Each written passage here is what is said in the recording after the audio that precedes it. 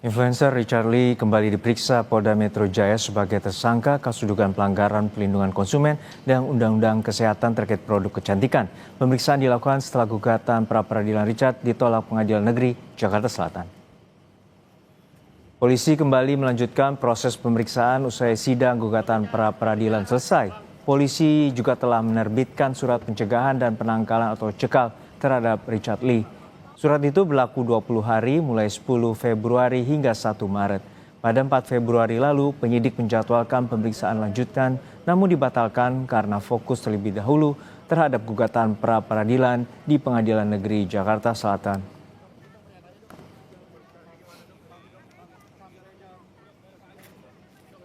Dan saudara, lebih lanjut mengenai pemeriksaan Richard Lee, hari ini kita tanyakan ke jurnalis Kompas TV Putri Oktaviani dan juru kamera Septa Yoga Janaloka. Okta, selamat siang. Apa agenda pemeriksaan Richard Lee hari ini? Selamat siang, Lintang dan juga saudara. Benar sekali bahwa hari ini Richard Lee kembali diperiksa di Polda Metro Jaya.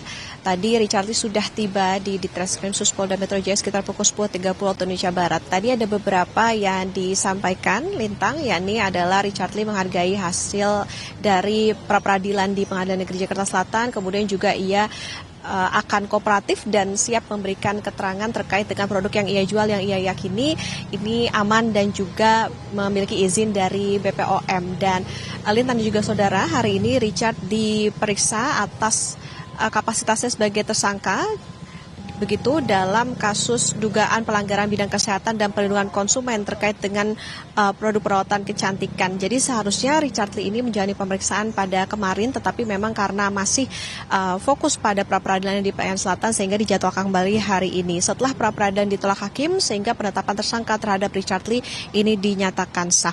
Richard Lee sendiri ditetapkan sebagai tersangka kasus dugaan pelanggaran bidang kesehatan dan perlindungan konsumen oleh Polda Metro Jaya pada 15 Desember 2025. Terkait dengan apa saja yang nantinya akan ditanyakan, ada berapa pertanyaan dan lain sebagainya, tentu akan kita tunggu seperti pemeriksaan terhadap Richard Lee pada hari ini. Lintang? Baik, Okta, polisi juga menerbitkan surat pencekalan. Apakah akan ada kemungkinan penahanan Richard Lee?